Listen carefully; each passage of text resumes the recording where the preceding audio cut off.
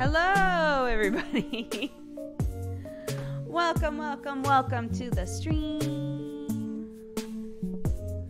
How's it going?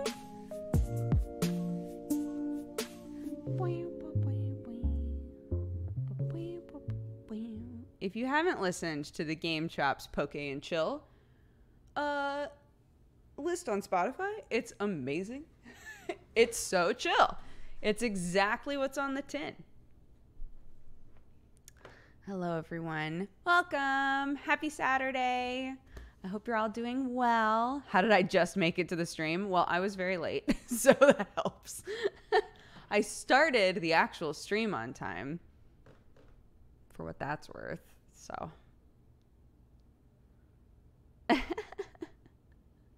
I just woke up and I'm having coffee. I was also making coffee. My lovely friend Jeannie is in town. Very excited. So she's hanging out with Clark right now. And our other friend Nathan and his baby are going to come over. So our babies are going to meet. It's very exciting. So they're going to be here like pretty much right after I end today. So I'm going to pop out of this room like, what's up? I'm still in my sweaty pants.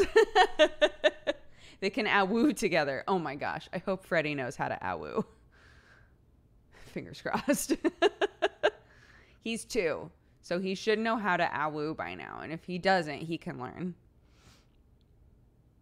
A play date, I know. Clark's done really well with play dates in the past, but she's always been with kids that are older than her, so this won't be any different. But there's always like a little bit of frustration, it seems like. The older kid doesn't understand how little the younger kid does understand. Does that make sense? They'll say things and you have to explain like she doesn't understand what you're telling her to do, that kind of a thing. So yeah, we'll see. It should be cute though. If anything, it'll be very cute. Love your hair. Thank you. Thank you very much. I got my hair redone by my lovely hair mom in my hometown right before the wedding that I went to. So, is it because Clark looks so big? No, it's because they're 2, 2 or 3, however old. And so it's hard for them to understand, like, I'm old enough to communicate now, but this other child is not old enough to communicate, right? So like Kaylee, when we visited Aaron and David, Kaylee was 3 at the time, I think. And Clark wasn't even, wasn't even 1 year old.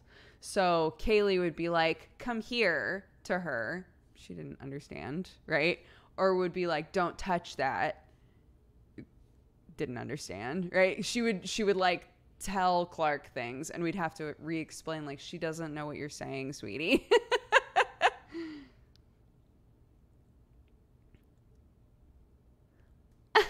My sister had her first child in July. She's already making awoos. Children's brains are mad. Yeah, man. They grab onto everything. It's amazing. Also, congrats to your sister. How does it feel to join the Shadowbringers white hair crew? Yo, what's up with that? Like, what's up with that? I was about to maybe spoil a thing, so I'm not going to. But there is a lot of white hair in Final Fantasy XIV. If you're going to play Final Fantasy XIV and you're going to make a character, maybe go with a hair color that isn't white. Unless you're like really attached to it, and that's fine. You'll blend in.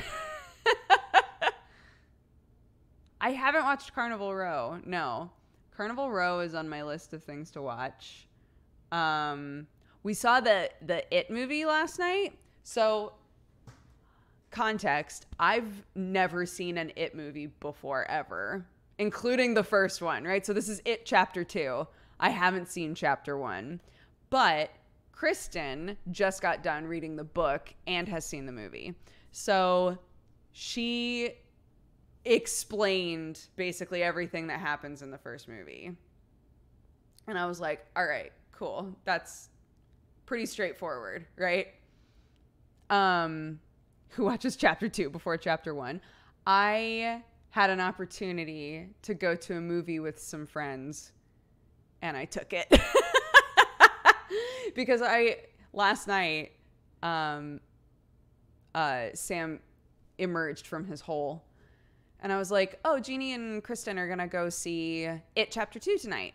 And Sam was like, why aren't you going? And I said, well, I haven't seen the first one, so. And he was like, so if you want to go see a movie with your friends, please just go see a movie with your friends. I was like, okay, I will. So that's the context, is I also was like, maybe I should see the first one first. And both Jeannie and Sam were like, you don't need to see the first one first. Just go. It'll be fine. And it was fine. There were some things about it that were so surprising to me, though, as a person who has not watched any It stuff. I didn't realize a lot of things about it. So, yeah. How did you like it? As a person with, again, like, kind of specific expectations, I didn't expect it to be as fantastical as it is. Does that make sense? I don't know how to talk about this without spoiling it. But, yeah, it's much more, because it is all about becoming what you fear, becoming what children fear, right? And for some reason, I didn't expect that to be as like, yeah, okay, we'll spoiler finger. If you don't want to be spoiled on It, I'm still not going to go into specifics about It Chapter 2, but if you don't want to be spoiled on anything about It for whatever reason, here's a spoiler finger. Okay, so as long as the spoiler finger is up, please mute. And when the finger comes down, unmute. Okay, so a 30-year-old story. The movies are just coming out for a new generation, Ectrix, so maybe some people don't want to be spoiled. So I didn't expect all of the monsters to basically look like Attack on Titan villains. Like, I was really surprised. I was like, wait, what? And Kristen was like, well, yeah, because, you know, he's either becoming like something that a child fears, which could be based in reality, but maybe isn't at all. Or in this one, it's what adults are fearing, which is much more abstract and can be like really bizarre. So I was like, I didn't expect this movie to be as funny as it was. There were it was like legitimately really funny sometimes. And I didn't know that it eats children. Didn't know that. So I was like, oh, he eats them. I didn't know that. So, yeah. There's that. The end. I'm still making my way. So on a previous Saturday Morning Dooger, y'all made me make a Goodreads account. And I know that I haven't written down that I've like finished any books yet, but it's like, I'm reading a book right now, and it's a lot longer, but it's like true crime focused, and I'm super into it. It's really, really fun. I'm just making my way through it really slowly. So I am reading. I just need everybody to know that. I am reading a thing. I'm on track, maybe, to read 4 books by the end of the year.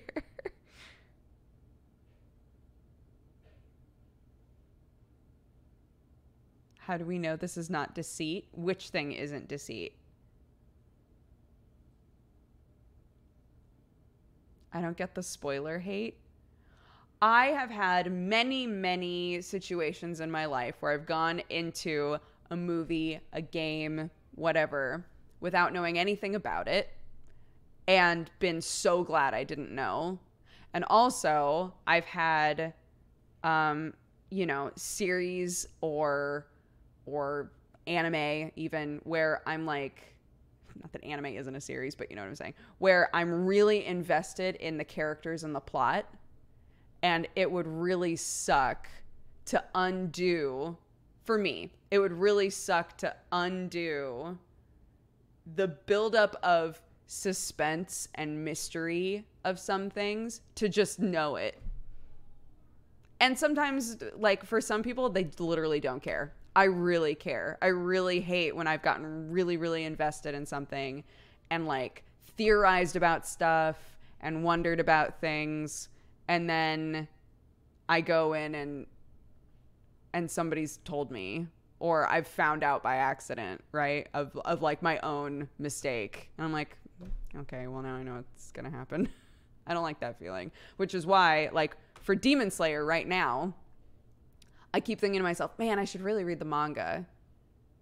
But I kind of don't want to, because I'm really, really enjoying the anime. And Sam's that way with Boku no Hero. He refuses to read the manga because he loves not knowing what's going to happen in the anime. So yeah.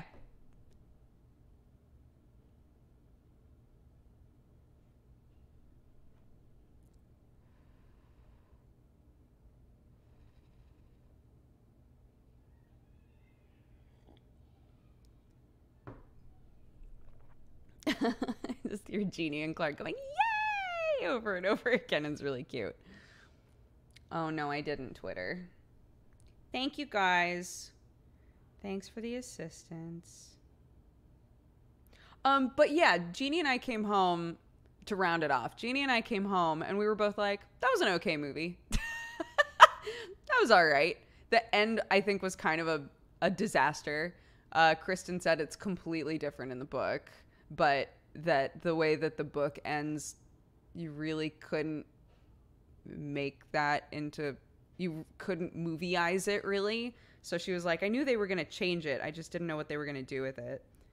But yeah, it was just all right.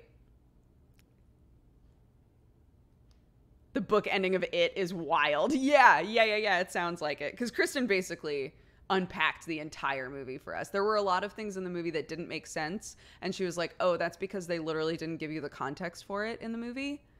Like, they didn't explain why something was happening. But in the book, it's, like, very explained. So I knew what was going on. But you guys had no, like, there was no base of knowledge for why something was going on.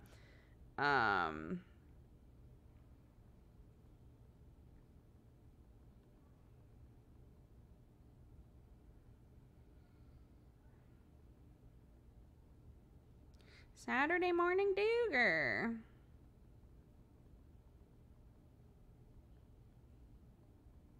Twitch.tv / Dexbonus. Tweet. There you go.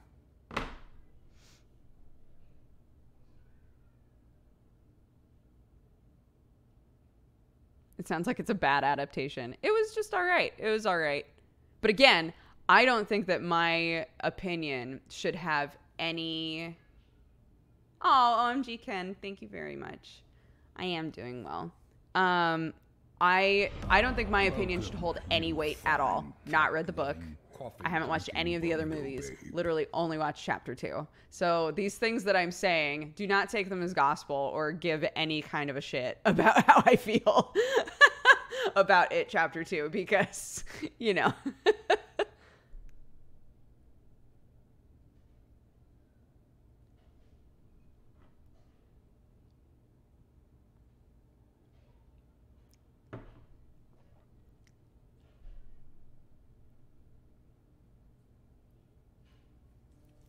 I just noticed your Twitter profile pic. It's so good. Who made it? Melora Mylan made it. She's dating Oriozima, who does all of our art for the channel. So, yeah, she made me a little birthday picture, and it was super cute. And I was like, I'm going to make this my Twitter picture. And she was like, okay. Would you consider playing Man of Medan with Sam? Yes, I've written that down as something that I want to do. Yep, that's in the plan. Some might argue you have a purist perspective on the film because you have no reference point. Maybe. Was it scary? I don't know about watching it in theaters. I'm having a hard time waiting for it to come online. Was it scary? Not really. I don't think. I don't think it was super scary, but it's not that it didn't have any like horror-y elements to it at all. It definitely did. But I guess it didn't unsettle me, right? I didn't walk away going, man, it's going to be really hard to sleep. To be fair, because my mind overacts in the dark, I still left the nightlight on. But I walked out being like, there was one moment in the movie where I was like, like just waiting for something to happen, right? And I think a lot of really good horror movies utilize those moments well. Those moments of like suspense, like what's gonna happen. And there was a moment in the movie where I was like,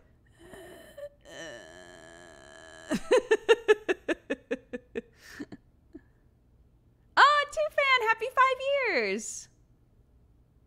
So happy to always be able to drop by for streams. Well, thank you. Thank you very much. Are you into horror? I like movies that are... I don't like gory movies. I don't get anything out of them. They're not scary. They're just not fun for me. You know? So I'm just kind of like, eh. I was saying to Jeannie last night, the sort of stuff that actually really sticks with me is movement. Ever since I was little, like there was a trailer I watched for a horror movie when I was pretty young, and it had one of those like unsettling, like a woman like walking in a way that was not human, and it really messed me up. Like I vividly thought about that so often. And I've noticed that that's typically what sticks with me. But some movies do it really well, and some movies do it in a way where you're like, okay. It wasn't The Ring. I'm trying to remember what movie it was. Obviously, I didn't see it. Just saw the trailer, but they just had like a moment in the trailer. It was a woman like really far off,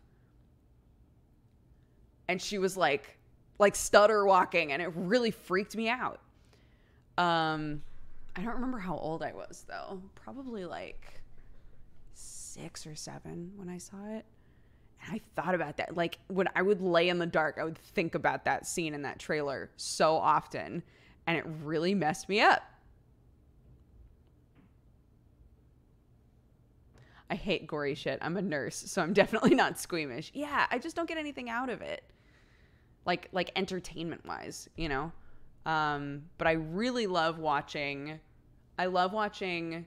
horror movies that really take advantage of suspense and do it in a way where you're just kind of like,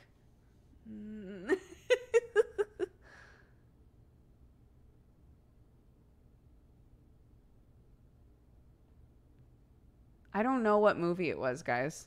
I don't know what movie it was. I was little.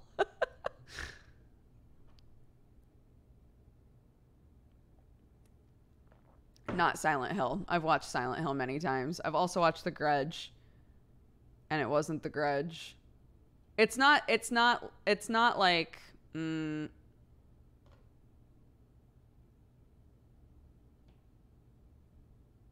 don't know how to put it. There's like a type. I don't know how to put it. Jeannie said, Jeannie is the sort of person that does not get freaked out by horror movies at all. So she watches all of them and she loves them. She said the only one that she's watched recently that's really made her like skin crawl, like gave her like chills at a certain point, was a movie called The Pulse. That I guess is like an older movie. But she was like, that movie really messed me up. Movies with dolls used to scare me. I dated somebody who really hated masks, and I made masks in college, and it was a problem.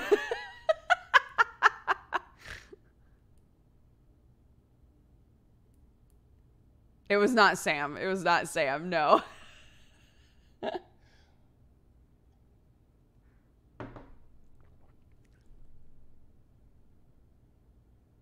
Movie that traumatized me was Candyman. When I don't remember, all of these stories start off with me being like, when I was little, I don't know how old I was. I guess the older you get, the worse that is, right? When I'm in my 40s, I'll be like, I don't know, was I 10? Was I 20? I don't know how old I was. I was young. Hi, Danny. When I was little, I don't know how old. I walked in while my dad was watching fuck, what's the name of that movie?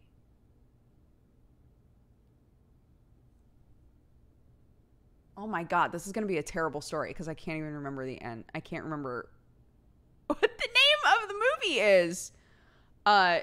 It's about Congo. Fuck. My dad was watching Congo. He was watching Congo, and there was, for some reason, as a little kid, the monkeys in Congo, apes, monkeys, in Congo, really scared the shit out of me. And I would go to bed and think that there were monkeys in my room.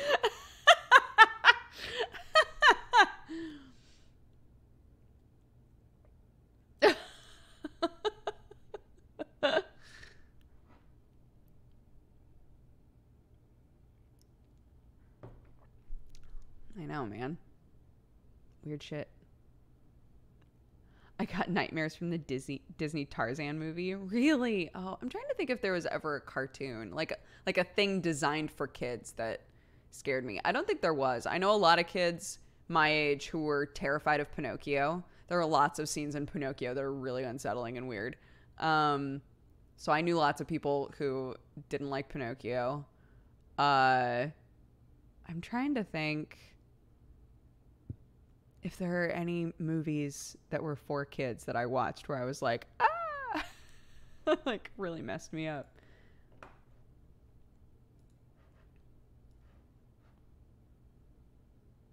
Dark Crystal scared you? I didn't really, yeah, Dark Crystal was weird to me as a kid. I loved Labyrinth. We were just talking about this. I loved Labyrinth, but I didn't really like Dark Crystal when I was little. And as an adult, I rewatched it and I was like, it's all right. I love puppets. I loved the puppets, but I was just kind of, okay.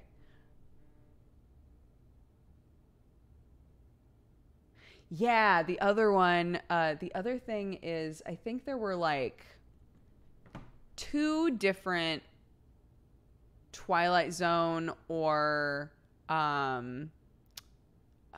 shoot, what was the one that was hosted by a skeleton? Shoot. Twilight Zone and Tales from the Crypt. There were like 2 episodes from shows like that, or maybe it was just those shows that were about fucking clapping monkeys. I hate those things now. I hate those things now. And it's like a deep buried little kid thing where I was like, no. One of them was, shoot, it was literally like a dad that brought, one of you will probably be like, I know exactly what episode that is and what the show is. A dad brought one of those clapping monkeys home, and everywhere that he went, the monkey would like show up, and he got so freaked out that he tried to throw it away, but it just kept coming back.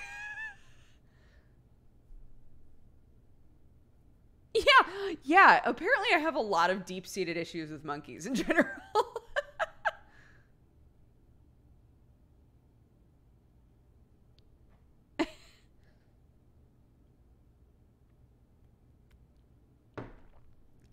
People that know the names to things absolutely blow my mind. I could explain scene to scene things and still not know one name in the movie. Oh, dude, Jeannie is like that with actors. Jeannie is the sort of person where you can be like, oh, yeah, it was, we were watching this movie and it had the lady from, she was in that Netflix show that was about witches. And she'll be like, oh, this lady. Is it this movie? And you're like, yeah, that's the one.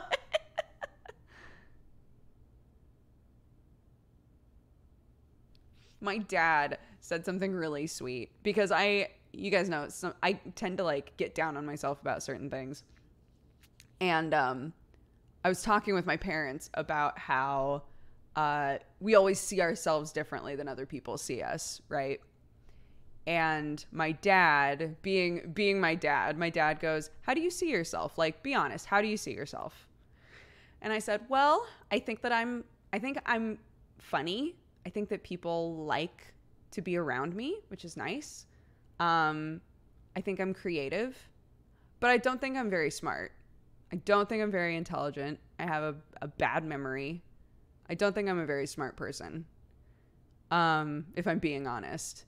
And my dad, it was really sweet. My dad looked at Clark and he said, do you think that Clark is smart? And I said, yeah, I think Clark is extremely smart. Like so smart.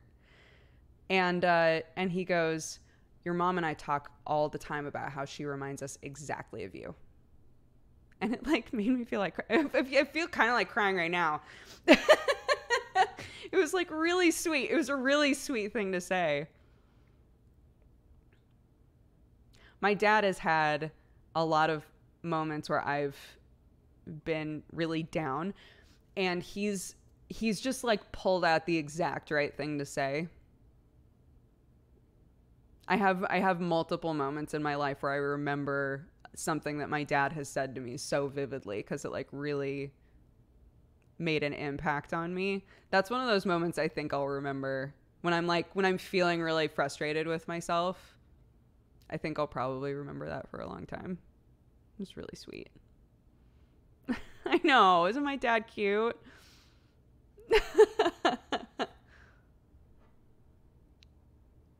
Mm-hmm. That's what my mom said too. My mom followed it up and was like, I think that you don't think that you're smart in the ways that you've decided matter. Right? She was like, I think that you've decided that there are forms of intelligence or there are ways of being smart that are more important than others, but that's not how it is. We're all different and we're all smart in different ways. And she said sometimes you just need to remember what you're good at and the things that you are smart about, and that's fine.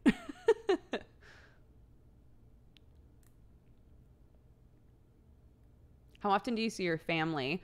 I call my family a lot, especially since having Clark. I call them probably like every other day, every 3 days. And we have a little video chat and they see Clark and we catch up. I call my sister once a week, and I try to call my brother once a month, but he travels a lot and goes on tours and all of that stuff. Musician life, So a lot of times I'll be like, hey bud, when are you free next? And then I won't hear back for a really long time. And then he'll be like, oh shit, just got this. I'm in Bali. I'm like, okay, well.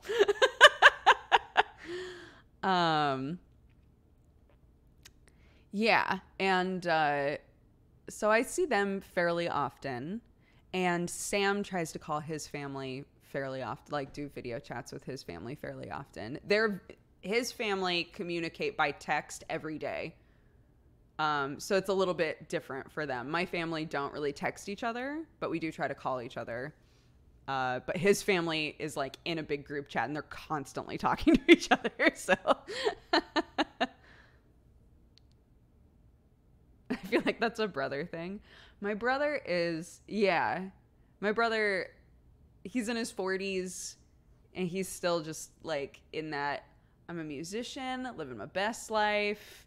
And, every now and then I'll surface and be like, oh my God, I haven't talked to my sister in forever.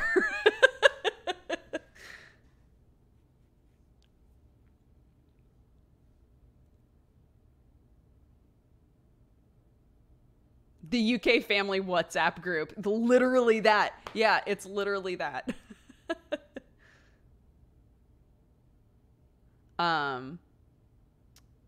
Yeah.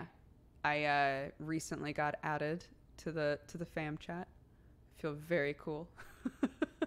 So now I know that currently my mother-in-law is has a lot of frames she's trying to get rid of. You know, all the spicy shit.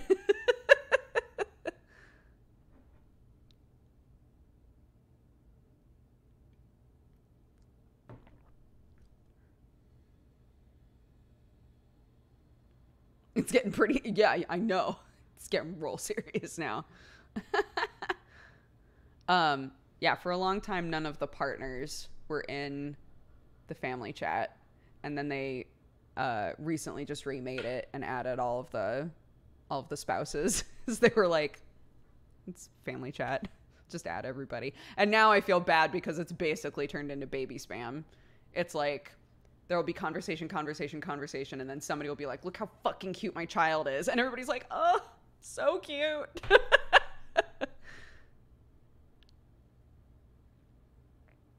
So I try not to do it super often. Honestly, Sam does it more often than I do. I'll send him a video and he's like, that's so cute. And he'll throw it in family chat.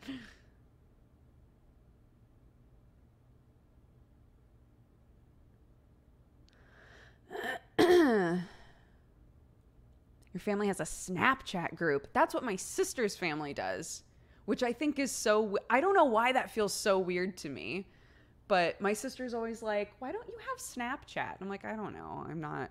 I've downloaded it twice and I just don't use it, so I'm not... I don't have it. But their whole family, they all like snap each other stuff from their day all day. And it's super cute. But I just don't get it.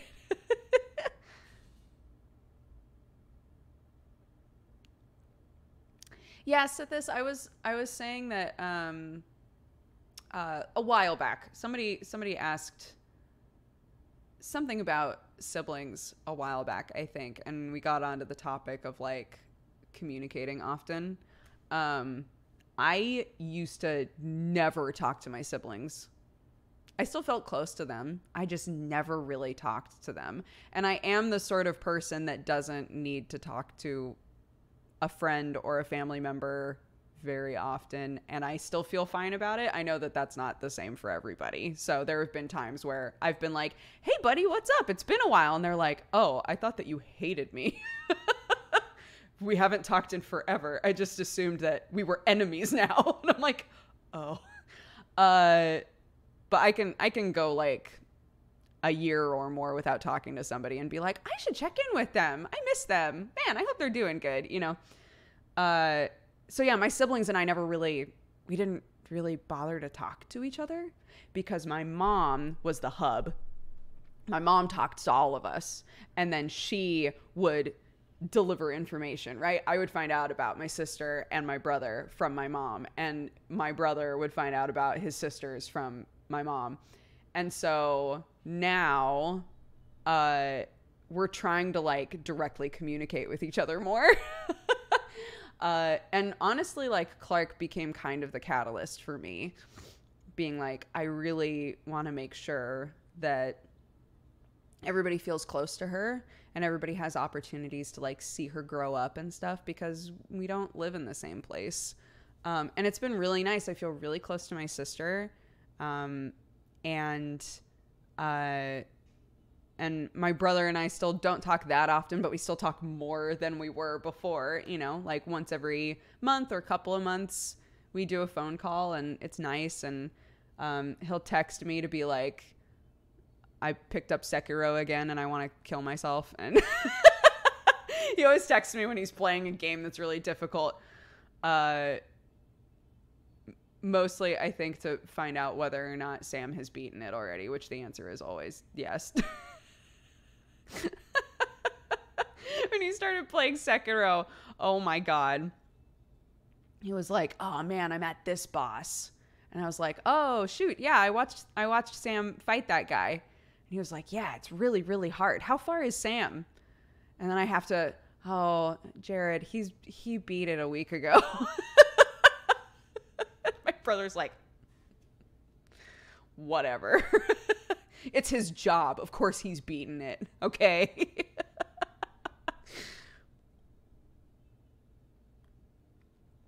But yeah, yeah, we didn't ever really used to talk to each other. And now, my sister's like close to 50 years old. My brother's in his 40s. I'm in my 30s, and we're just now like kind of connecting a little bit. So I don't think that if you have the desire to be close to somebody, I think that there isn't really a too late. Obviously, there can be circumstances where it's like, maybe you shouldn't contact that person or, whatever. But in a situation like ours, where it was like, there's no bad blood, there's no bad situations there, there's no reason for us not to talk to each other. We just don't. It felt like, okay, I can take the initiative to try and be closer to them. So, yeah.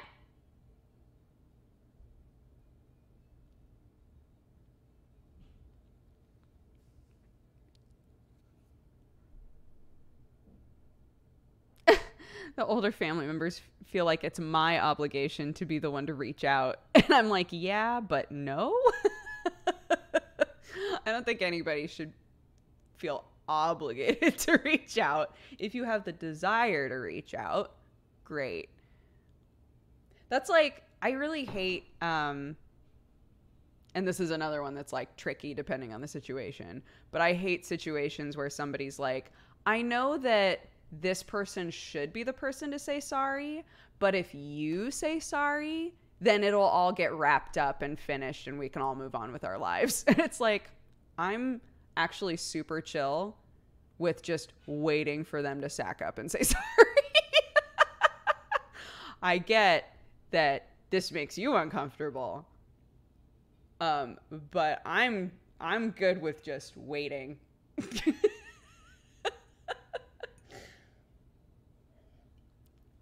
I've had way too many moments in my life where I've been super uncomfortable with a thing and been like, I'm just going to say sorry and just get it done.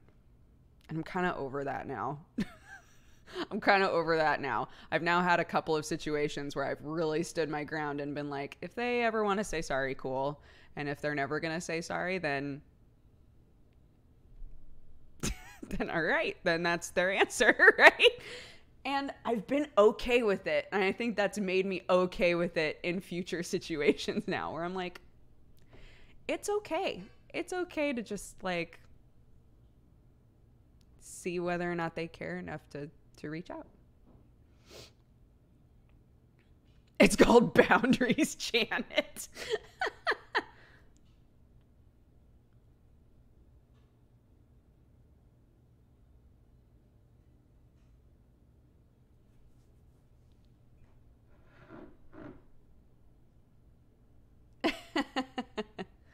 Is your hair new? Because it's nice. Thank you.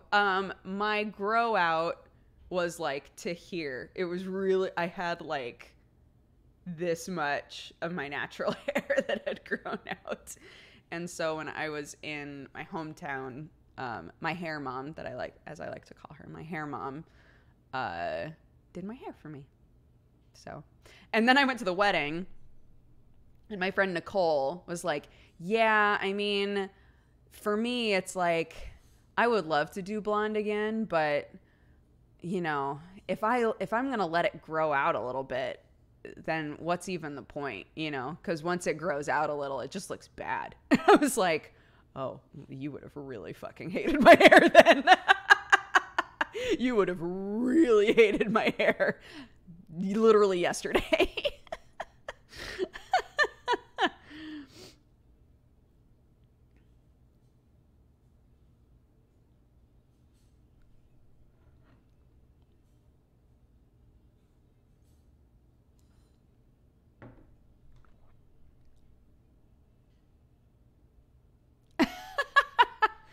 Siblings are weird. They're the people that you used to get into fights with, and they force you to smell their deadliest of farts.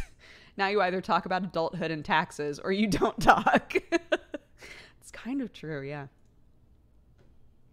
My sister works at a hospital, so I get lots of hospital stories. I get lots of like weird stories about hospital stuff.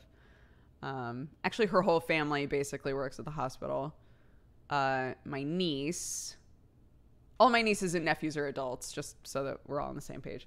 So my nephew and my eldest niece both also work at the hospital. And then my younger niece, who's still like 20, I think, she works at a gymnasium teaching toddlers like to do tumbles. And I was like, oh my God, I would love for Clark to do that. And she was like, it's really fun. We literally just make like an obstacle course for them, and then they just fall all over the place and they have a blast. I was like, that sounds amazing. That sounds so fun to watch. Just like, because I'm literally imagining like, here's the start. And then, all right, toddlers, you need to get all the way over there. Go for it. And they're just like, they're just flopping all over the place. That sounds great.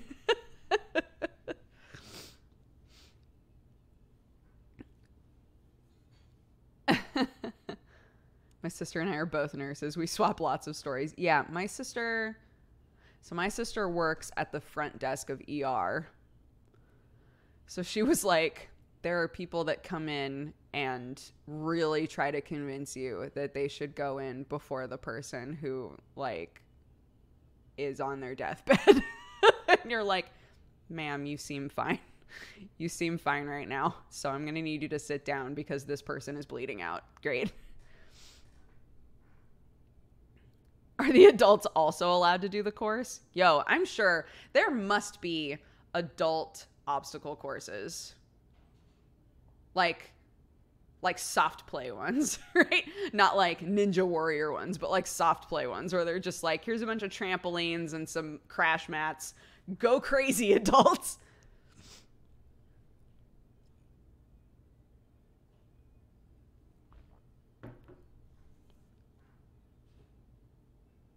My younger nephew started taking gymnastics when he was 4 because he didn't know how to jump. That's very cute. Georgie Porgy. I really needed to say that name out loud. Thank you for the sub. Thanks everybody who's subbed or resubbed, gifted a sub, all of that stuff. I appreciate it, guys.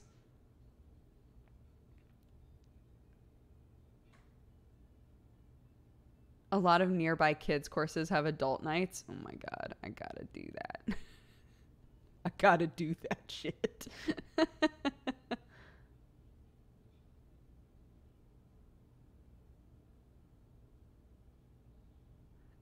There's a thing like that around here, an old warehouse that's been remade into a giant obstacle course for kids, but they made it big enough for adults to follow their kids through it. It's a hell of a workout to follow a 4-year-old, I bet.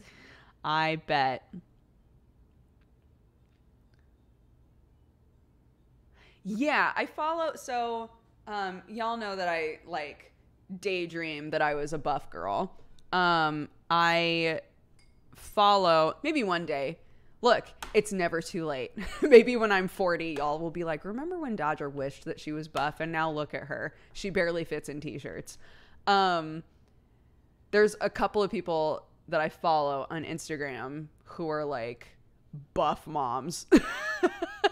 And I love watching them because they'll put up videos that are like, all right, I'm going to just casually do this ninja course. And they're so ripped. It's crazy. But like, not really. They don't look it, but they do stuff where you're like, you must be swole out of your mind. My friend Nicole that I was just mentioning, who is like, oh man, I wouldn't bleach my hair if I was going to let it grow out at all. She's, her and her, longtime partner, like 12 years, they love rock climbing. Love it, love it, love it.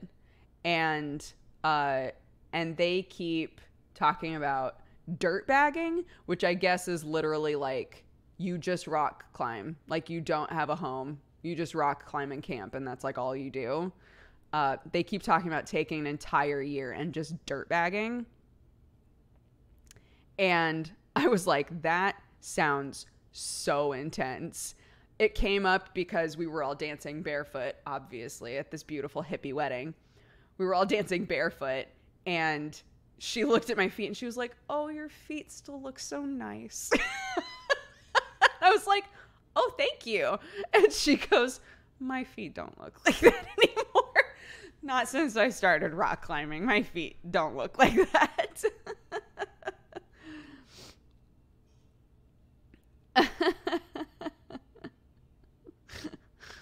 And then we started talking about dirt bagging, and now I know what that is.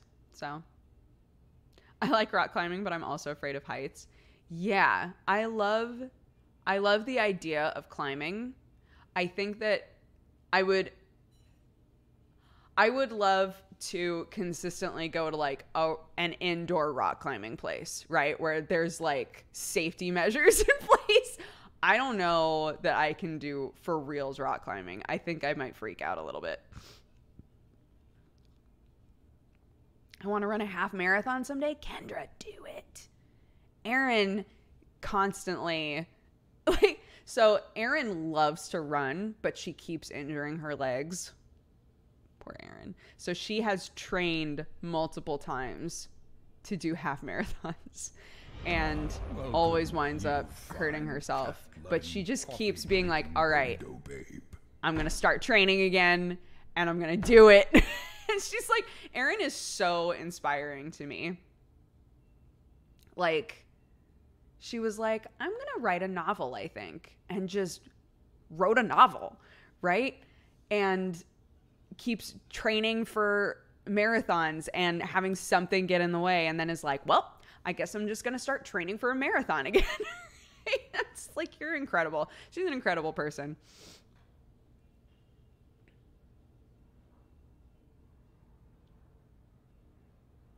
I recently watched a documentary about rock climbing without the ropes. Yeah, no. No.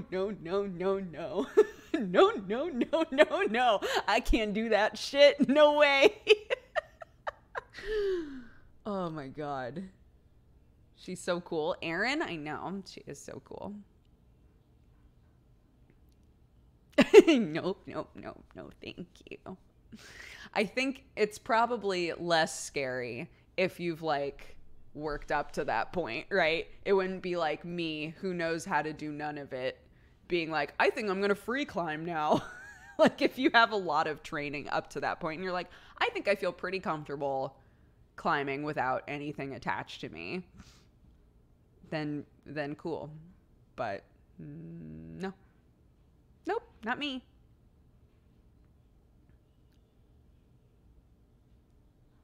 I'm out of practice with distance running. Starting up again worse than you were before is disheartening. Yeah, Erin, like, sorry to keep bringing up Erin, but she's like my runner friend. But Erin, I used to go on runs either with Erin or she and I would meet. Our houses were equidistant to a Starbucks at a certain point, so we would both run to the Starbucks. Oh my God. Like, she was able to run. It felt to me like she was able to run forever. It absolutely blew my mind. I was like, how do you do this? How do you do this? But she was saying that remembering how that felt, like being in really, really good shape to run and then not running for a long time and then trying to run again is really, really hard because you remember what it felt like to be able to run for a long time and like really enjoy it. And so working yourself back up is really difficult.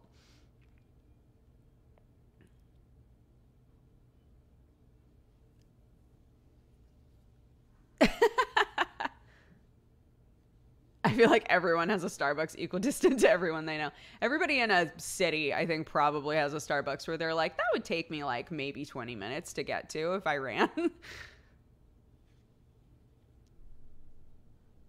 I never ran a marathon, but I used to run 6 miles a few times a week in the Army. My heart like hurts. And I can dance for a really long time. I can dance for like hours and be good. I cannot run. And I don't know what it is that's different about those two like cardio exercises, because in both of them you're really moving a lot. But for some reason, with running, I get maybe like 2 minutes in and my heart hurts so bad. Maybe it's your breathing. Maybe.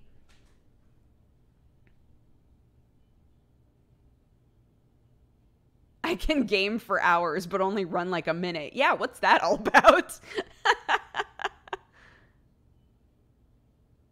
Hi, Edward. Are you breathing? Am I doing those? Is that what you're supposed to do? I have no idea. Hi, Brett. How are you, dude? A soon raccoon. I thought that said I can cry forever. It didn't make any sense. And then I reread it and I figured out what you said.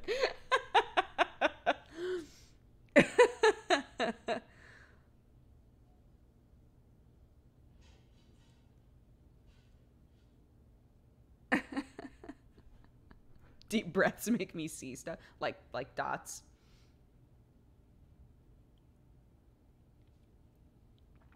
I think I'm gonna set my Switch dock back up here and try to play Just Dance sometimes in here. Not on stream, just like have it set up to be able to play it in here. Talking with all of my friends that are like Just Dance streamers, like Sia, they literally are like, yeah, when you're doing the hard ones, it's hard. It's like really hard. And I love to dance. So I think that would be a really good option for me. Just Dance is great. My body burns after. Perfect. That's exactly what I need. Not on stream. I don't know that I really want to like jump around and sweat on stream. That's not like in my list of things that sound super fun to me. A sub-marathon goal? Yeah. Everybody keeps being like, when are you going to do a subathon? Literally everybody that I know is doing subathons. I can't do a subathon close to another, like a good friend's subathon. That feels weird. So I'm not going to.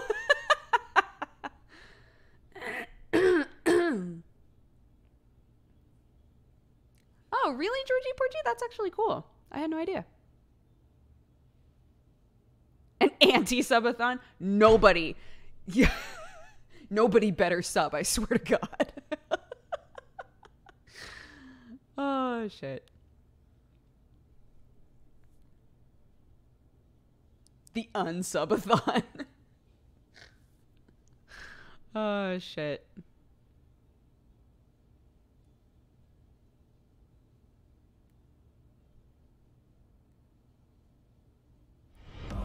Welcome, you fine cat-loving. When someone subs, it takes away from the stream time. Oh my God. How would that even work?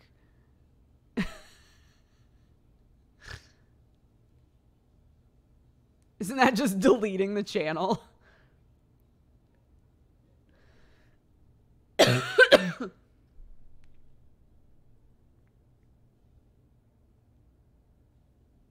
Your fear of looking stupid is holding you back. It's true. I think that's probably true of most humans.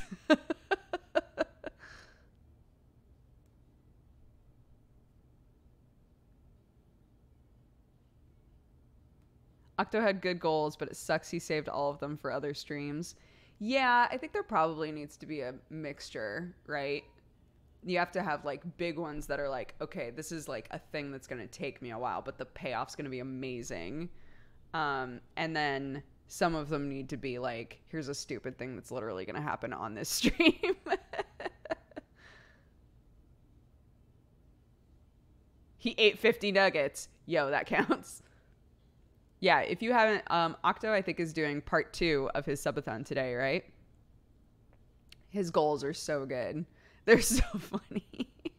And he is 100% the sort of person that will, like, when he says, I'm going to make a Minecraft parody video, there's going to be too much effort put into it.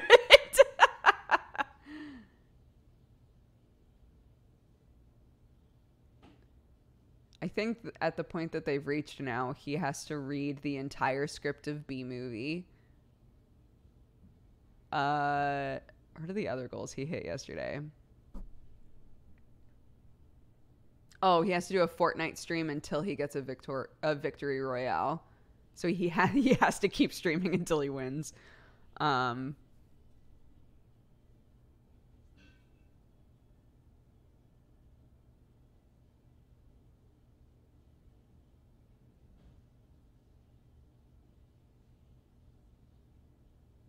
I'm honestly worried about Fortnite. Here's the thing, is that we know enough people, because you can play it as a group, can't you? Can't you play Fortnite as a group?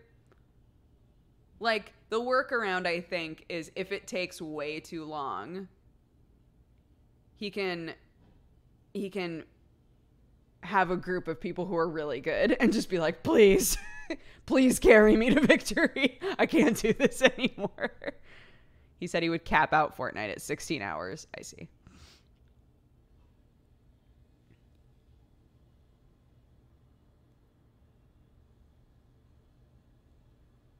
End my suffering.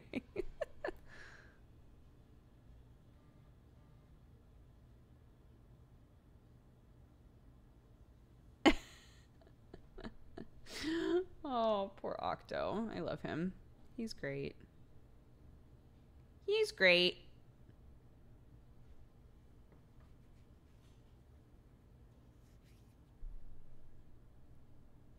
I can't even look at Fortnite for an hour, let alone 16. I don't think I've watched, like, really watched somebody play Fortnite.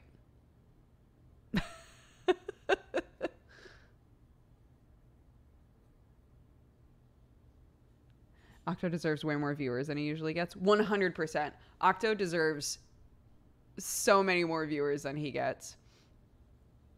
Octo is like this lovely person with a mind like an absolute steel trap.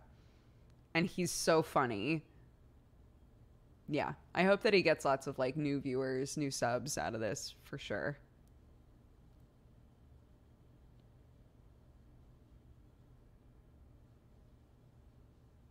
Octo and I, yeah, we're gonna play more of the Knights and Bikes game. Probably Monday night. I'm gonna double check with him that's good.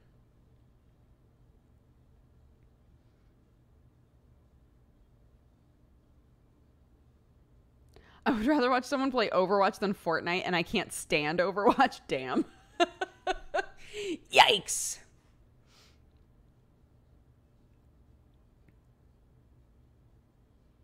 Octo has such big brain strategy stuff when he does certain games. It's true. Yeah. Octo and Sam are like, have like similar ways of thinking about things, but totally different personalities. And it's really fun. Like sometimes Octo will like strategize a thing. And I'm like, I feel like I'm talking to Sam right now, which is weird. That sounds weird, but like they're both really, really smart about certain types of games.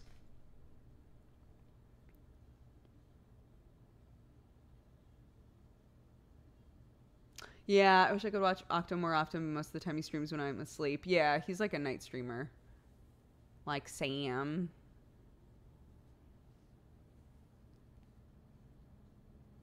Yeah, side note, next week we're trying out a different thing. So we'll see if it works or not. The idea is Monday, Wednesday, and Friday, 2 streams.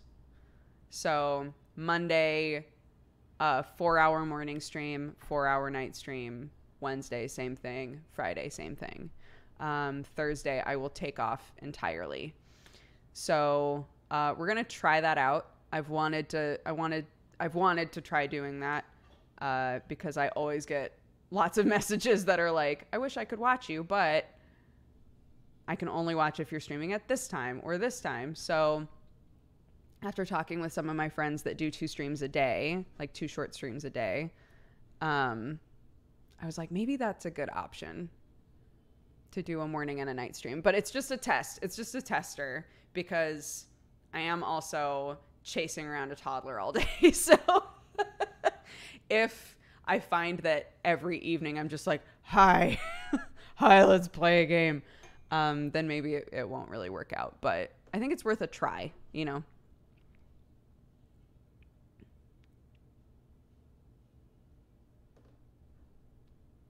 Yeah, and then that way I have a day that is totally off, which I don't have right now, because it used to be that I streamed mornings and then Thursday and Friday I didn't, or Thursday and Sunday I didn't stream, and then I started doing night streams Thursday and Sunday, and part of me is like, it might be beneficial to have a day that I just take off completely. So still do a Sunday night stream, still do a Saturday morning stream, Monday, Wednesday, Friday, 2 streams, and then Thursday off completely. So we'll see. I'm going to try it. I'm going to try it next week. I was talking with Sam about it and he was like, all right. He got that tone that was like, good luck.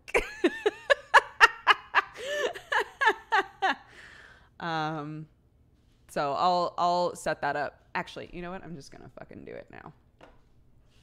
I was going to say, I'll set that up on the calendar later. I'm just going to do it now because Lord knows. Calendar.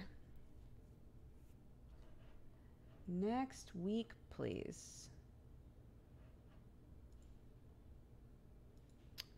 So, just this event, please. Just this event. Just this event. Just this event. Delete. Just this event. And then, can I copy? Edit options. Duplicate. Oh, Jesus.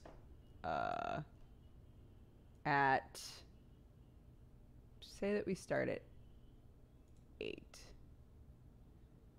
Start at 8. Save. And then, can I copy this? Oh, weird. Sorry, I don't use the Google Calendar very often. Duplicate again, but for this day. Bam. Duplicate again, but for this day. Bam. Okay, it's done. I've done it. Sweats. Okay, so we'll see how that goes. Hopefully well. Fingers crossed. Sammy is now following me on Goodreads. Delightful. What weird cooking devices or recipes have you been into lately? Yo, Jeannie just got me a book. Hold on. I'm going to go get it. Hold on.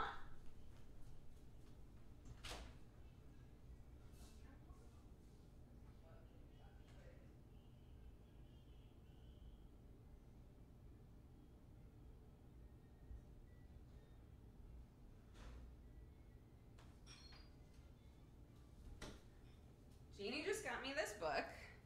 It's called Naturally Sweet Food in Jars.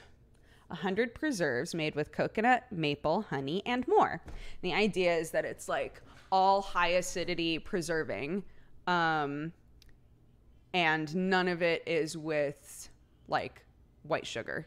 So it's like attempting to make things that maybe don't have as long of a shelf life, but are easier to eat consistently and not be like, I'm just chugging sugar right now. And there's like all kinds of stuff in here. There's mustards and syrups and all kinds of stuff. So we were saying that like maybe we'll pick one that's pretty easy and try to make it tomorrow morning. We could, what was that about? Gochujang? Apricot barbecue sauce with gochujang. What the fuck? Mix 4 half-pint jars. Need apricots, apple cider vinegar, agave, onion, garlic, and gochujang. Fuck yes. That sounds amazing. That sounds so good. Holy shit.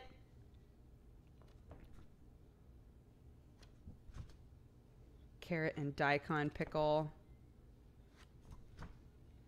Yeah. Yeah. So this is also some stuff that we could try out on a Sunday stream sometime, do a cooking stream. I also would love to just do a cooking stream every month because they're not consistent, but we always have fun. So yeah, naturally sweet food in jars is literally what it's called. It's super straightforward. But the pictures in it are beautiful. And it's got a lot of recipes in there. So I'm excited to kind of dive into that.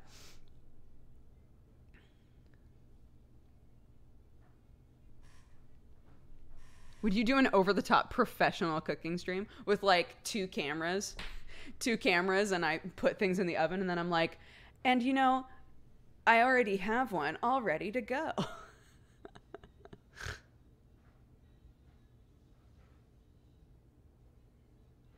Hi, Letitia. I'm doing good. How are you? Just have an accent for no reason.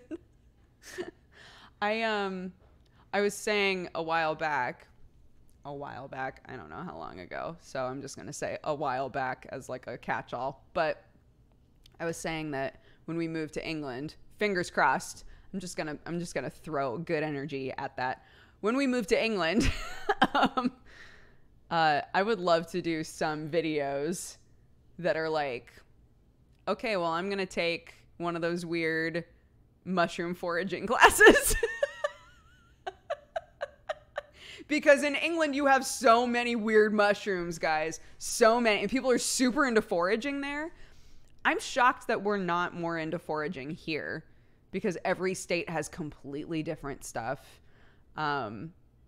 It's really like when I watch videos where people are like, yeah, and then I just went out to my, to like a local park and I found some wild growing chives. I'm like, what?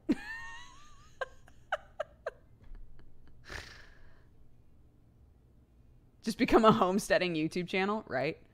That is like Sam's idea of hell. Sam doesn't really have a whole lot of interest in that lifestyle, I don't think. Although he has said before that if he had, you know, his computer and good internet, he would be fine living anywhere. So he was like, if one day you just need to be on a farm in the middle of nowhere, growing all kinds of shit and having chickens, that's fine. As long as I can play my games and just like have me time, I don't care.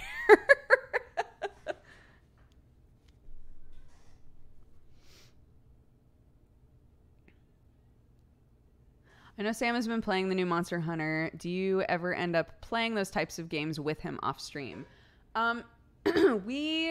When this Monster Hunter came out, not Iceborne, but like when the base game came out, we set up the 2 systems and 2 monitors so that we could sit next to each other and play together, which was really fun and cute. I haven't played any Iceborne, no.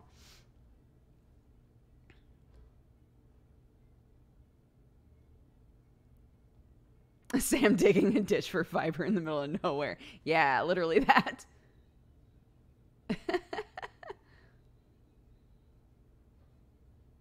If I had super solid internet and was in a place that delivered groceries, I could live anywhere. Yeah. That is the thing. I think that's something I'm going to have to like get used to again. We're so spoiled out here. We can get anything delivered here. And, you know, when I go home and visit my parents, I'm always like, oh, yeah, you can't get anything delivered to this house at all. So, like, they drive back and forth to town, like, sometimes a couple or 3 times a day, depending, which is fine. They don't mind, right? They're just like, oh, I forgot to get this thing. Well, I guess I'll go drive back to town. And it's not like town is, you know, super close. But it's just like a much more just like, we've got time. There's no rush kind of way of life. And I want to get back into that mindset. What is dark fiber? What? Oops, shit. What is dark fiber? A dark fiber or unlit fiber is an unused optical fiber available for use in fiber optic communication. I'm already lost. Dark fiber originally referred to the potential network capacity of telecommunication infrastructures. I don't know what this means. I don't know why I even bothered looking this up.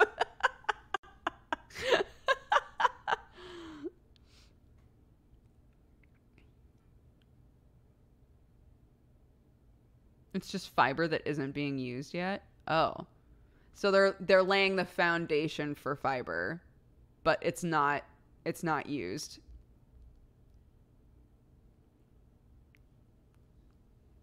You pay a lot to get your own dedicated strand of fiber. Yeah, Sam and I have looked into it because if we do move, when we move, we need to like have a situation where we basically pick up from here, go there, and can start working as quick as possible. But it's hard because some of the internet in the United Kingdom is not super stable. So we've been like trying to do a bunch of research. Sam's mom has been calling people to try and figure out like what's the best option for us. And yeah, they were like, well, I mean, we can just put in a line for you for a lot of money. And Sam and I were literally like, is it worth it though? Is it worth it?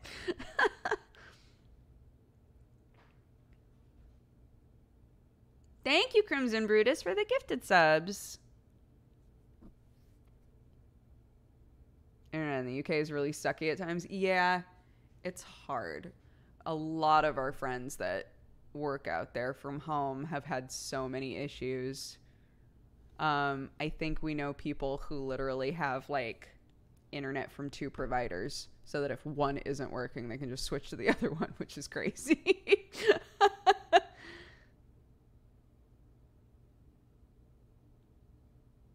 Given what your job is, I would say yes, it's worth it to have a dedicated line. Yeah, I think it's probably what we're going to wind up doing because we both need to be able to stream at the same time, which is the big kicker, right? We already run into issues where when just one of us is streaming in the UK, it drops out, or we drop a ton of frames, whatever. So we're like, how do we make a situation where we can both be working at the same time and not have any problems? So that's what we're trying to figure out.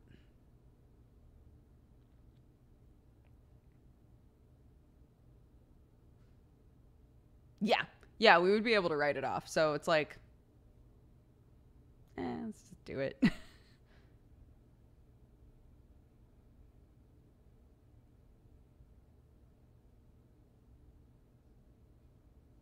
My parents have garbage internet because their house is between several hills.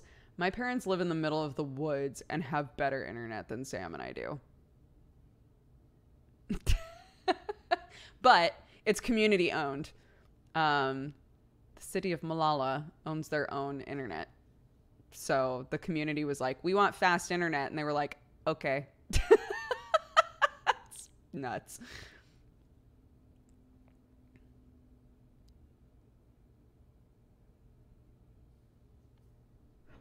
Right? Yeah, I was like, why don't more places do that? How did we wind up with that? That's crazy. It's amazing. We can literally go to my parents' farm and work and have no problems. I don't think we've ever had a problem working there. It's nuts.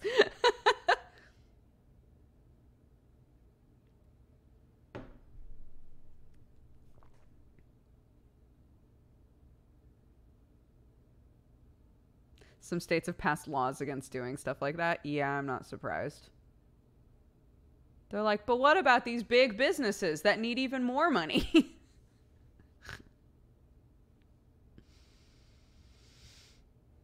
Did you ever visit Salem? I've never visited the Salem that is like witch Salem. No. Salem, Oregon. is not Witch Salem. But it is our state capital. Yeah. So there's Salem, Oregon, and there's Salem, Massachusetts. Is that right? I'm pretty sure. Yeah, it's just like there's a Portland, Oregon, but there's also Portland, Maine, and they're both like decently well-known cities. But they're on literally opposite sides of the US.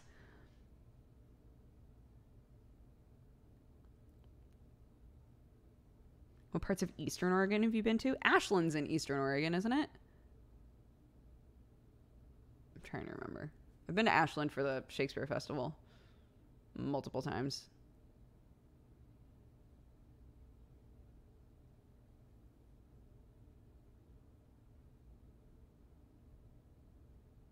South middle-ish. Most of my life was in the Oregon City, Portland area. Those were like the major places to go. And then where I went to school was right next to college, was university. Depending on where you live, university was right next to Salem. So I never spent... I've been to Corvallis a couple of times, but I never really spent any time in Eugene at all. I went to Ashland a couple of times. I've been into like the more mountainy areas to snowboard and stuff.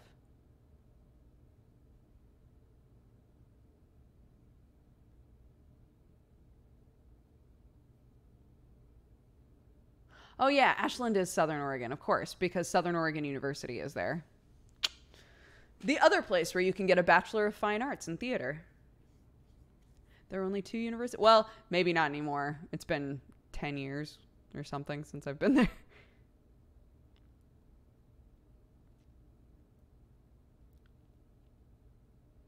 Yeah, Sam and I love snowboarding. Love it.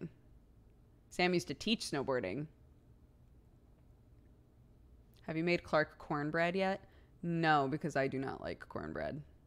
But I should not let my petty hatred of cornbread get in the way of her potentially liking cornbread.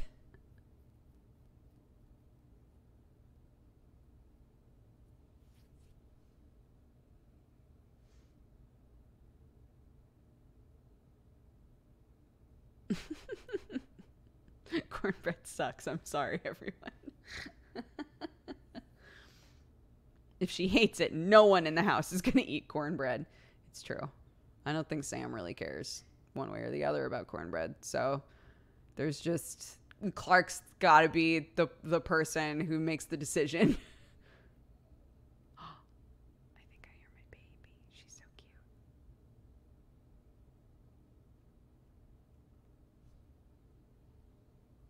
I don't think I've even seen cornbread.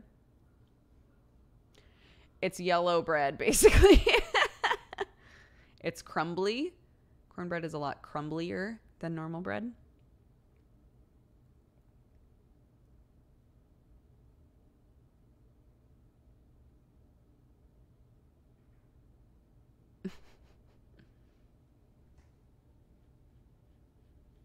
I have a cornbread recipe that takes 2 days to make. Nobody has ever not liked it. Damn, it's a big claim.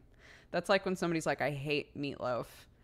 And a mom somewhere in the world goes, but my meatloaf is beloved by all. And they feel a necessity to make meatloaf for the person who hates meatloaf.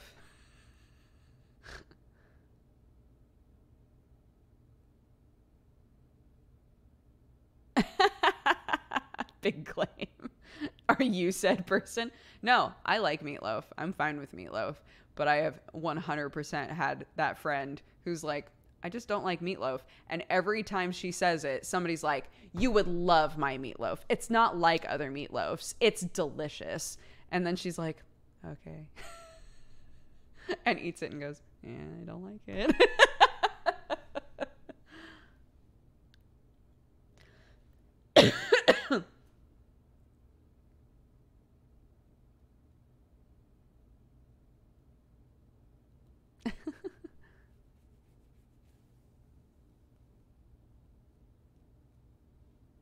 It's a good strat to get free food. Oh shit, that's true. Like if you go to the South and you're like, I just really hate grits, and like a million moms poke their heads out like, I'm sorry.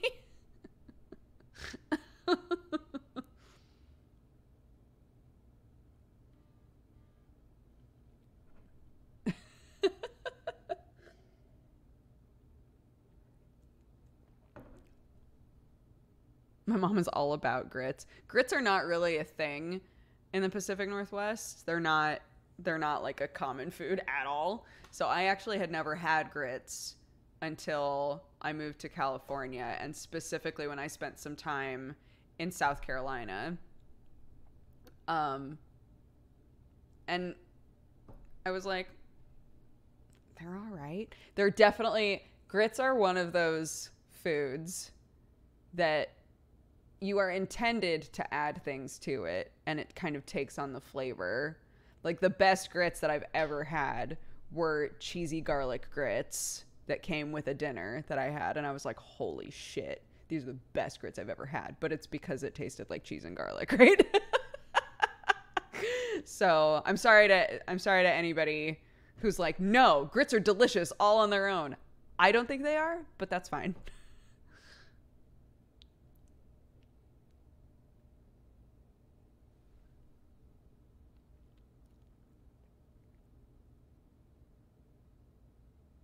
Totally Nurofen. I'm the same way. Even Sam tries to eat banana once every year or a couple of years. He's like, maybe I'll like it now. I think that the disgust toward banana is too ingrained in the psyche at this point, where every time he even smells it, he's just like. But having a daughter who's obsessed with bananas has really affected how often he has to be around them.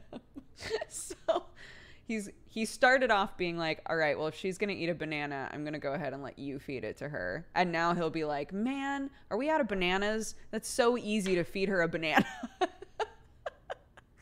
So he's building up a tolerance.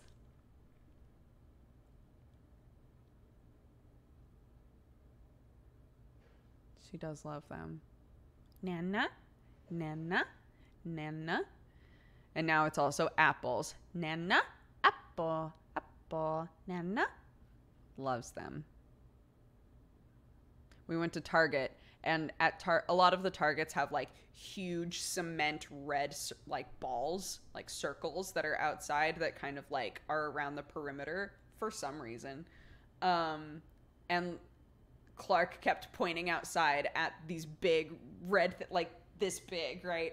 At these big red things and going, apple, apple. And I was like, sure, honey. They're apples. Oh, my sweetheart. They stop vehicles from driving into the building. Is that literally what they're for? Because I would believe it. There's a business nearby that a car drove into like just the other day, and the entire building is collapsed. Yes, that is what they're for. Wow. Amazing. Strong apples. Strong apples around the Target. Oh. Like not even by accident. You mean like to thieve Target stuff. Do they know that women's clothing is almost always at the entrance? What's the plan there? Somebody is just like, fuck, I just really need one of those new cardigans and I cannot afford it. I'm gonna ram my car straight into the doors. And I'm gonna grab one of them cardigans and then we're gonna get the fuck out of here. That's crazy. I had no idea. There we go. Now I know.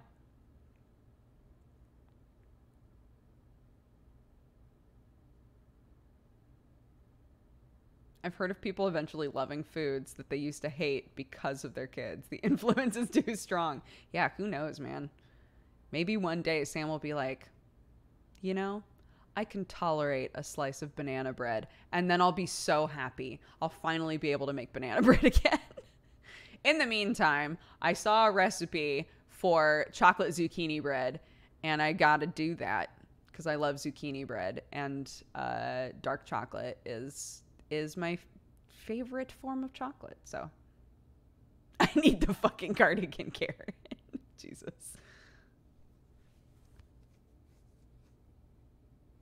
Peas are the most disgusting thing in the world to me, and I will never like them. Sam's big things are mushrooms. He really hates the texture of mushrooms, which a lot of people do. My brother hates mushrooms, so I'm not about to argue with him about that. He hates mushrooms. That's fine. And banana. Those are like the two things. But banana literally makes him gag. Mushrooms, he's okay with the flavor of. So say that I'm making like a stew that relies on mushrooms for some of the like flavor, or a pasta sauce that has a base in like a mushroom flavor. He's cool with that. Or, oh, and pesto. He also hates pesto, but only because he had way too much pesto when he was like an older teen.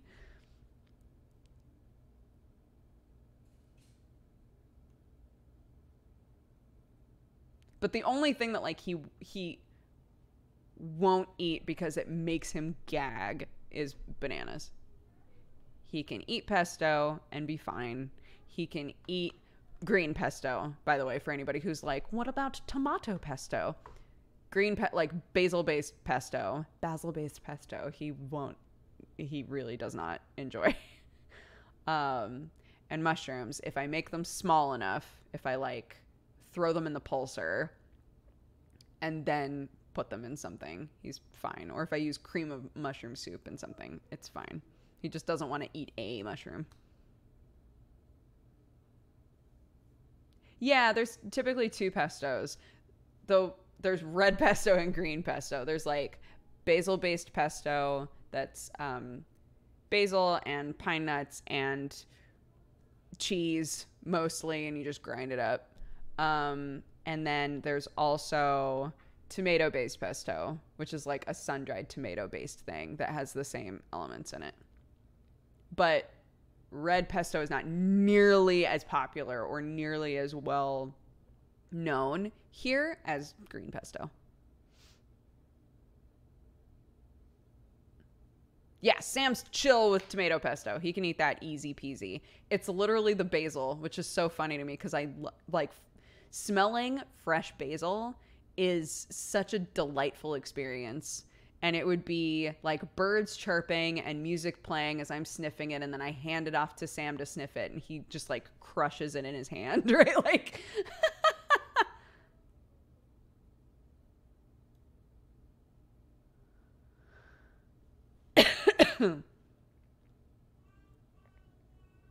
oh, Clarky. I love her. I love her. She's so cute.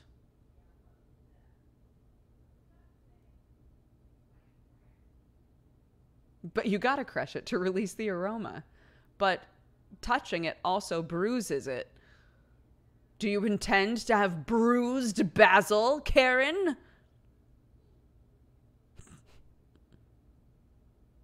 Pesto must be destroyed. Yikes.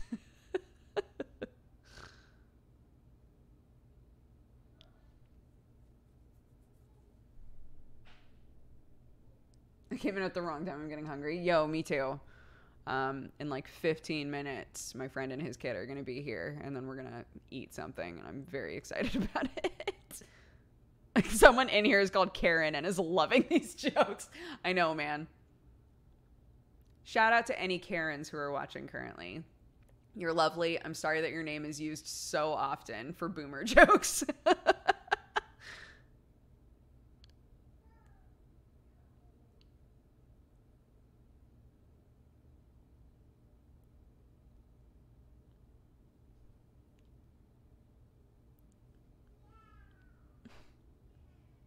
She's so cute.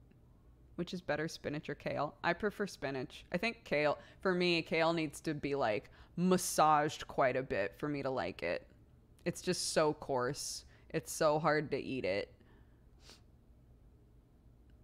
Which is, again, my favorite thing to say, which is fine. It's fine if you really like shit like that, I guess. I had a kale salad a while back that was straight up the best kale salad I ever had, but the kale was really soft. And I was like, how do you get it this soft? Holy shit. And I went to look it up and it was like, obviously, you need to massage it. And I watched a bunch of videos about massaging kale. And I was like, this is so much fucking work. This is so much work to make kale feel nice to eat.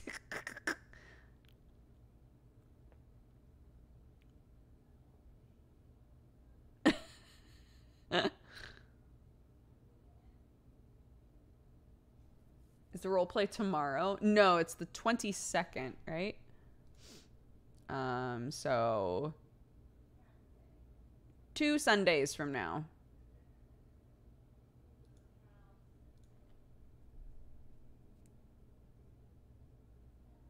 Take that kale to a spa. Yeah, it's literally, you like, I think a lot of people use like lemon juice or something. Or oil, I don't remember. But you literally like take all of the leaves of kale and you like massage them. So much work. It's so much work.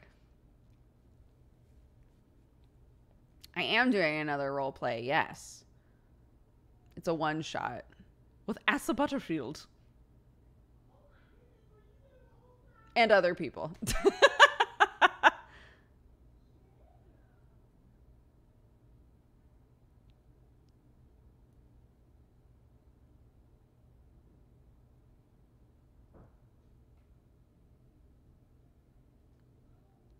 Yeah, the actor.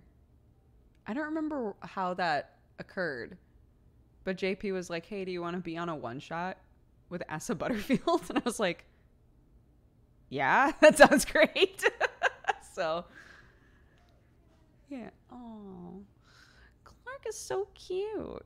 So's Jeannie. They're both cute. How goes your 2-party D&D game? It's good. Yeah, it's good. We took 2 weeks off, so we haven't done anything. But everybody was like at PAX, and I was at a wedding, and like there was all kinds of stuff going on. So we took 2 weeks off, and now poor Brett was like, okay, guys, these are the dates coming back. Friday group comes back this day. Monday group comes back this day. And literally the day that Sam's group is supposed to come back is on his birthday. And also a release day for a big game. And he was like,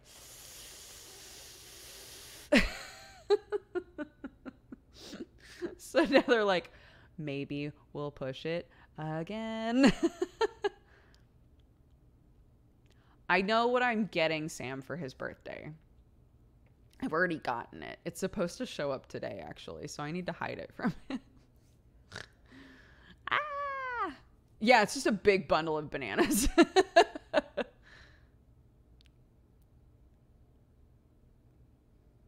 Tell us, we can keep secrets. No, I'm not going to do that. I will say it's 2 gifts. One of them is kind of also for me. That's what I will say.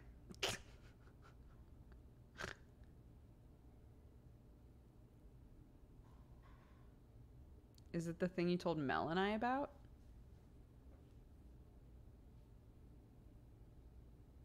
I don't think so. Oh, fuck. Now I'm wondering what I told you guys. Did I have another idea that I've just forgotten about? BFF necklaces? Holy shit. Yes.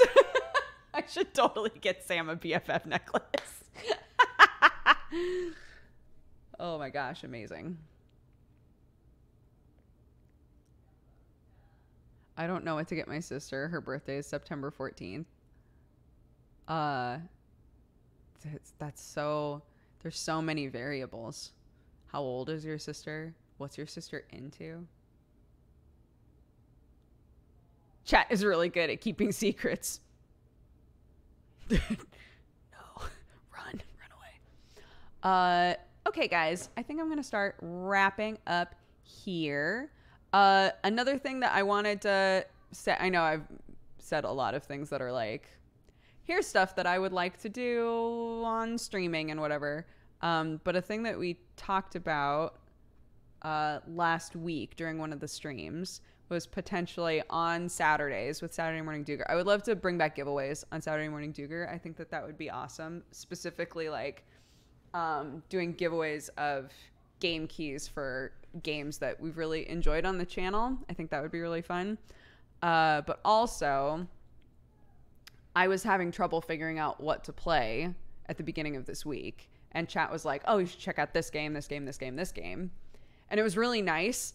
And we talked about the potential of, at the end of Saturday Morning Dooger, doing like so what's coming out? What are some games I should keep an eye out for? And then all of us will have kind of an idea of like what we might be playing during the week. That might be nice.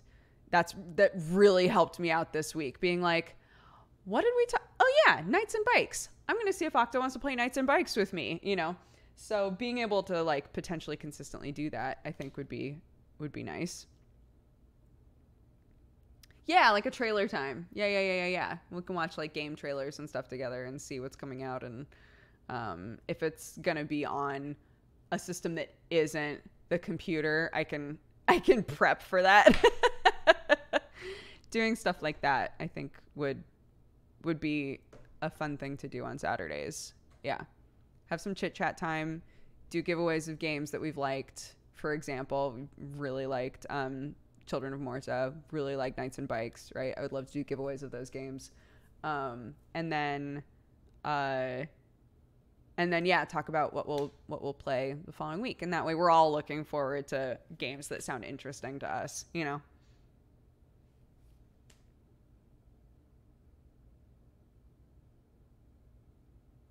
So yeah, it's an idea.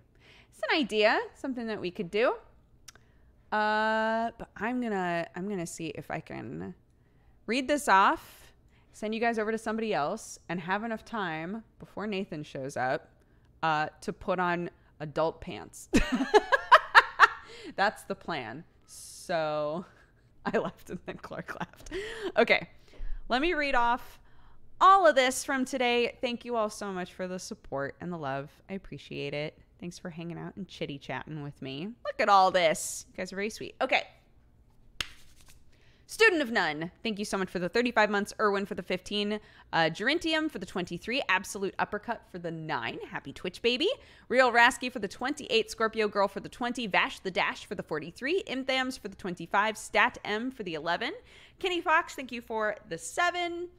Empty Juice Box for the 1 year. Happy anniversary. Thank you very much. Hexair is a new subscriber. Welcome. Thank you. Rockhead Rumple, thank you for the 26. GK Gamer Fan for the 2 years. Happy anniversary. Zark7, thank you for the 14. Hexair gifted a sub to Adil. Welcome to your 6th month. Thank you, Hexair, for that. Crumbling Biscuit, it is your 2 years. Happy anniversary. Happy Sammy, thank you for the 38. Willard Mittens for the 35. Persephone, thank you so much for the 1 year. Happy anniversary. Alex Ratman, thank you for the 33. Thank you so much, dude. Avi gifted a sub to Buy Me Tacos. Welcome back. Thank you, Avi, for that. Vicious Penguin, thank you for the 1 year. Happy anniversary. Nightmare Gorilla for the 18. Scott Captain for the 17. Avi gifted a sub to Sir Chunks. Welcome to your 31st month. Thank you, Avi. Carlin Designs, thank you for the 23. Evil Eden for the 4. Majin Kyle for the 64. Bogkun is a new subscriber. Welcome. Thank you very much. Megalodon, thank you for the 2 years. Happy anniversary. Thank you. Stefanov for the 61. Tufan, thank you again for the 5 years, dude. I appreciate it. Locks, thank you for the 4. Enko for the 19. Raijin Gami, thank you for the 10. Olala Boy for the 23. El Zilko for the 13. Garth for the 3 years. Happy anniversary. Thank you. Heather Minnow, thank you for the 6. Avi gifted a sub to Multi987. Welcome back. Thank you, Avi. Georgie Porgy, thank you again for subscribing. Blackwings for the 33. The Runes for the 35. Docty Who for the 33. Ekna gifted a bunch of subs like an hour ago. Sorry I missed that. Thank you very much. Ekna gifted subs to Ozox, Avian Life, LC98, Vernicos, Sup, Zealous Fox, Crier, Zakanis, Lidl Liog, and Ultra Mega Hyper Beam. All of you, welcome and welcome back to the Cat Gang. Thank you so much, Ekna, for those. If you were gifted a sub by Ekna, be sure to say thank you. Gaming Sacks, thank you very much for subscribing. Welcome to the Cat Gang. V2 Blaze, thank you for the 20. Avi gifted a sub to Dapper Demon. Welcome back. Thank you, Avi. Oh, Captain, my Captain, thank you for the 8. B-Dang for the 13. Draconis, thank you very much for subscribing. Welcome to the Cat Gang. Lava Jackal, thank you for the 3. Avi also gifted a sub to JD Blade. It's your 9 months. Happy Twitch, baby.